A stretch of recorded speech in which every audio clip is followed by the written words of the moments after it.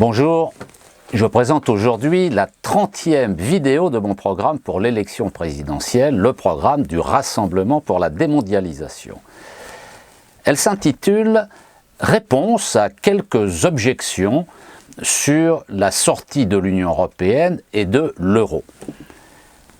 Et cette vidéo se trouve sous forme papier dans la partie 3 de mon programme sur mon site internet. Premièrement, sortir de l'euro, nous dit-on, serait rester isolé face au marché financier et à la spéculation déchaînée. C'est exactement l'inverse. C'est aujourd'hui que nous subissons les marchés financiers et la spéculation. Y mettre un terme nécessite de les démanteler, ces marchés financiers. Pour y parvenir, la sortie de l'euro est impérative car la monnaie unique est l'agent propagateur et amplificateur des crises et de la spéculation.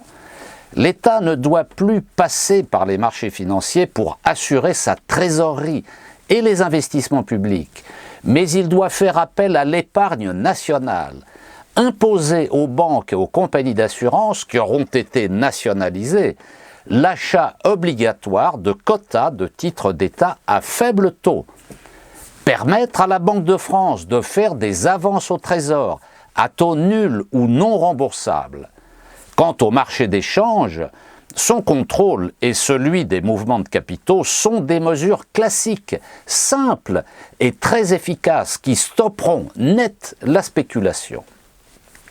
Deuxième objection que l'on entend, il ne faudrait pas sortir de la monnaie unique, mais lutter pour un autre euro. Encore une fois, c'est exactement le contraire qu'il convient de faire. Ce n'est pas l'utilisation qui est faite de l'euro qui doit être contestée, mais l'euro lui-même, car il est totalement illusoire de convaincre les 27 autres pays d'accepter de réviser le traité de Lisbonne à court ou moyen terme pour faire un autre euro. La crise, c'est maintenant, c'est tout de suite qu'il faut la juguler. Et cette perspective politique est incompatible avec le temps long que demande un changement des cultures politiques dans les différents pays membres de l'Union européenne. Troisième objection que l'on entend, il ne faudrait pas sortir de l'euro car cela entraînerait une dévaluation du franc d'environ 25% qui renchérirait d'autant le coût de nos importations, alors que la France connaît déjà un gros déficit de sa balance des paiements, environ 70 milliards d'euros par an. Cette menace est grossière. En cas d'augmentation des prix de produits importés, beaucoup de consommateurs ne les achèteront plus tout simplement. Ils rechercheront des produits similaires, mais fabriqués en France, à un coût plus faible. Ce sera bénéfique à l'emploi. La sortie de l'euro est la condition nécessaire à la résolution de la crise, mais elle n'est pas suffisante, il est vrai. Il faut aussi remettre en vigueur l'échelle mobile des salaires et des prix pour les salariés et retraités. Baisser la facture pétrolière en diversifiant les approvisionnements auprès du Venezuela, auquel la France n'achète pas de pétrole. Comme le fait Cuba, la France pourrait payer avec des aides techniques ou des mises à disposition de personnel qualifié.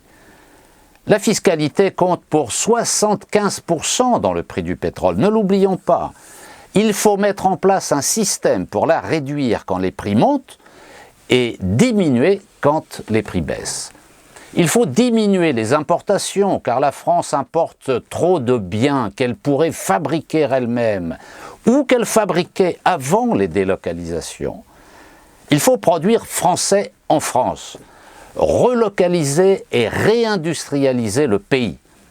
Une politique de substitution aux importations est nécessaire, financée par des avances de la Banque de France. Il faudra produire en France des lave-linges, lave-vaisselle, fours à micro-ondes, appareils ménagers, chaussures, textiles, meubles, jouets, téléphones portables, téléviseurs, etc. Bénéficier momentanément des effets de la baisse du franc de 25% grâce à la dévaluation, en augmentant les exportations. Les conséquences seront positives sur l'emploi. Certes, il ne faut pas retomber dans les travers du libre-échange et de la priorité aux exportations. C'est pourquoi la France devra proposer à ses partenaires commerciaux de signer des accords bilatéraux s'inspirant des principes de la charte de la Havane de 1948, rénovée, voire le site du parti de la démondialisation. Et l'objectif, c'est de viser l'équilibre de la balance des paiements et la coopération économique internationale avec tous les pays qu'ils souhaitent. Quatrième objection que l'on entend, il ne faudrait pas sortir de l'euro car la dette publique, détenue à 60% par des non-résidents, serait renchérie de 25% par la dévaluation. En outre, la dévaluation permettrait à des capitaux étrangers, nous dit-on, de mettre la main sur certains atouts productifs de la France. Encore une fois, c'est exactement le contraire qui se produira si la sortie de l'euro s'organise comme nous le préconisons. Pour mettre un terme à la crise, l'annulation de la dette publique est incontournable. Les créanciers remboursés le seront en francs, par création monétaire. Comme le franc ne sera pas convertible, ces créanciers regarderont ces francs comme une poule regarde un couteau. Ils n'auront qu'une seule solution: acheter des produits français avec les francs qui leur auront été remboursés. Non seulement la dette publique ne connaîtra pas de renchérissement, mais elle sera largement annulée. Une partie des 50 milliards d'euros de charges de la dette deviendra disponible pour financer des politiques sociales et des investissements publics. Cinquième objection que l'on entend, il existerait un risque d'achat d'actifs productifs français par des capitaux étrangers. Le risque est inexistant dans le schéma que nous proposons. Le franc n'étant pas convertible, le contrôle des changes et des mouvements de capitaux étant en vigueur, aucun investisseur ne pourra se procurer des francs sans autorisation de l'État.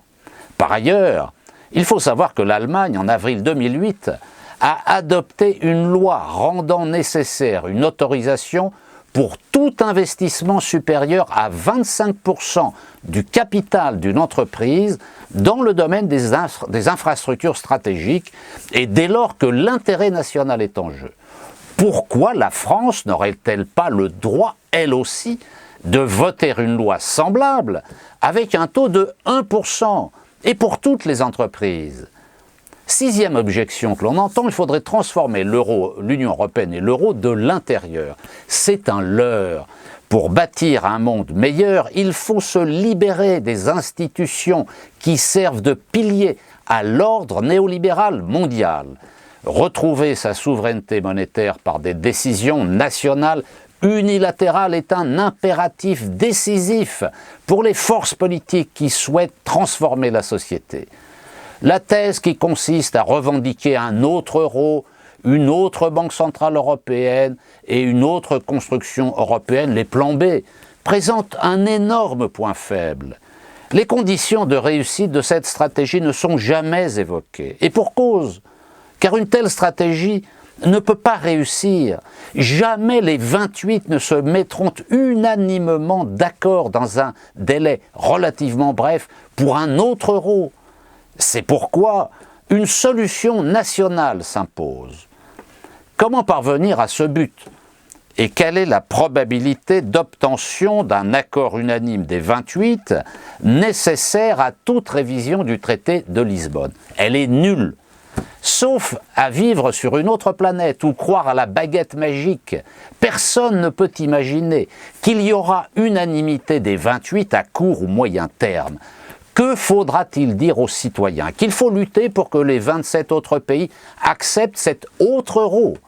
Il n'y a rien de pire pour démobiliser et démoraliser la population, car nous n'avons aucun moyen de faire bouger les autres peuples, hormis la force de l'exemple. Deuxième hypothèse, admettons que certains pays soient favorables à un autre euro et d'autres non. Cette situation, bien que fortement improbable à court et moyen terme, est quand même moins invraisemblable que la précédente. Que fait-on? On impose quand même cette autre conception de l'euro, de la BCE, de la construction européenne, aux pays qui ne sont pas d'accord? Il faudrait donc faire voler en éclats La règle de l'unanimité requise pour réviser les traités, est-ce cela que l'on veut? Bafouer la souveraineté de ces pays? Mettre en place un directoire franco-allemand qui aurait le pouvoir au sein de l'Union européenne? Est-ce le modèle politique à suivre? Après avoir essuyé un refus des 27 autres pays membres de l'Union européenne, que fera un gouvernement français qui se sera lancé dans cette aventure? Pour nous, il devra prendre la décision unilatérale de sortir de l'euro et de l'Union européenne tout de suite.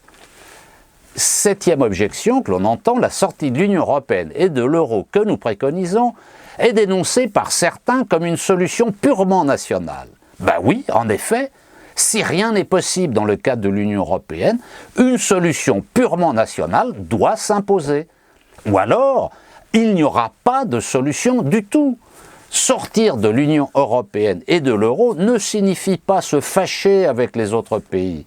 C'est le moyen de construire de nouvelles relations débarrassées de leur gang néolibéral. Huitième objection, on entend parfois dire que la sortie de l'euro serait entravée par la dette publique nationale libellée en euros pour les pays qui voudraient sortir.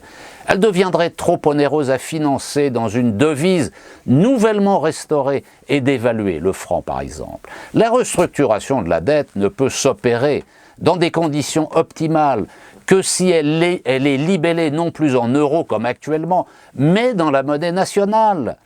Il n'y a donc pas d'entrave possible à la sortie de l'euro sur ce point. Voilà pour rassurer tous ceux qui ont des objections légitimes sur la sortie de l'euro.